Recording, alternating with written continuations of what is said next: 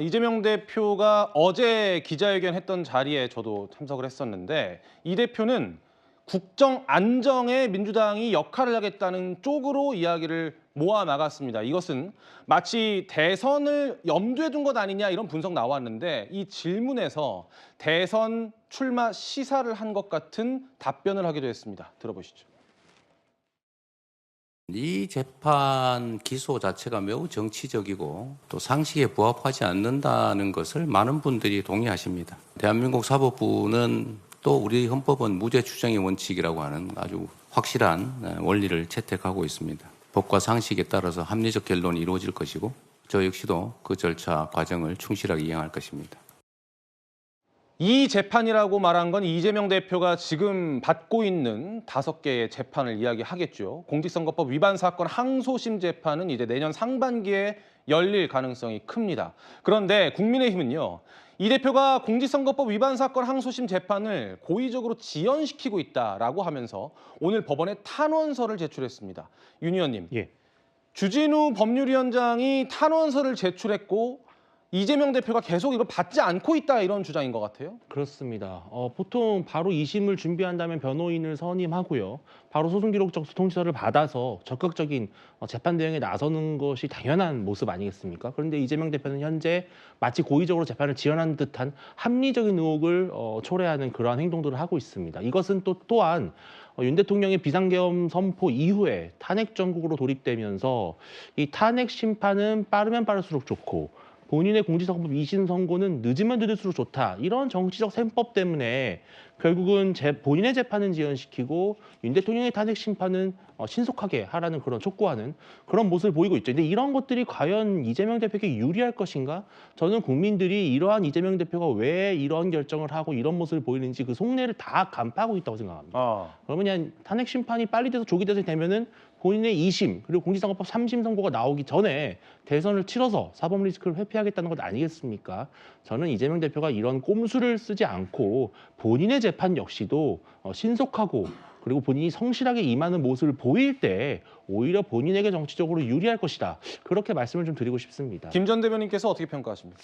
사법부의 어떤 시간표는 우리들이 뭐라고 할 수 있는 건 아닌 것 같아요. 사법 질서를 지금 이재명 대표가 방해하거나 아니면 이재명 대표가 그 사법 질서를 부정하고 있지 않지 않습니까? 그러니까 이재명 대표도 지금 최선을 다해서 본인을 방어하기 위해서 또 특히 선거법 1심 유죄 같은 경우에는 이재명 대표 개인의 사안뿐만 아니라 민주당도 함께 연대해서 책임을 져야 하는 지금 그런 상황에 있습니다. 그런데 아시다시피 이번 12.3 비상계엄 사태, 소위 12.3 내란 사태라는 것이 겪으면서 지금 우리가 지금 정상적으로 활동할 수 있었던 상황들이 아니었던 그런 과정들이 있었기 때문에 저는 지금 이재명 대표가 지금 사법 절차에 대해서 일부러 고의적으로 지연 전략을 펴고 있다라고 하는 것 굉장히 과도한 공격이다라고 생각을 하고 있고 이 부분에 대해서는 사법부가 정해진 그 기일이라든지 심사 방식을 말씀 주시면 저희는 그것에 충분히 따라서 응할 것이다 이런 말씀 드리겠습니다. 알겠습니다. 과도한 공격이라는 말씀 주셨는데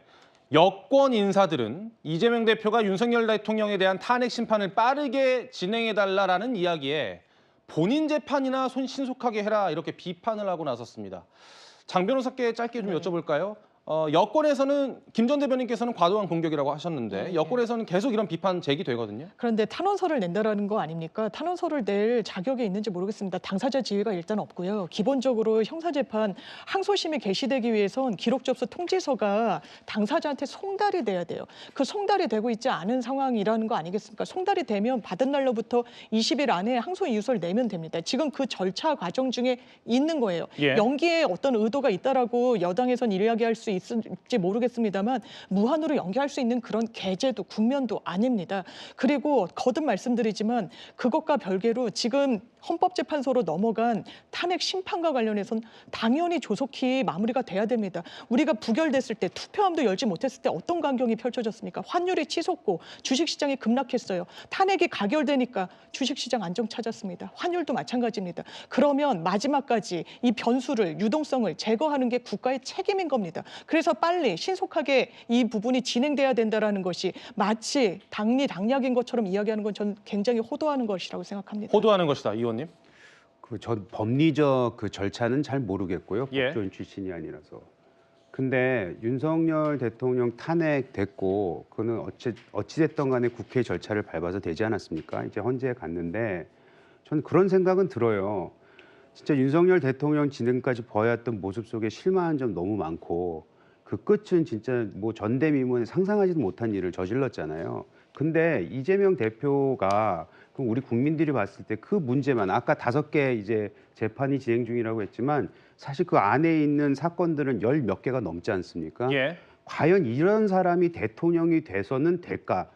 윤석열 대통령이 지금 만에 하나 탄핵이 가결됐으니 헌재에서 이제 탄핵되고 대통령직을 했을 때 그 다음 주자가 이재명은 맞나? 이것에 대해서는 국회의원이 됐든 국민이 됐든 누구나 다 질문할 수 있는 거라고 저는 생각합니다. 알겠습니다.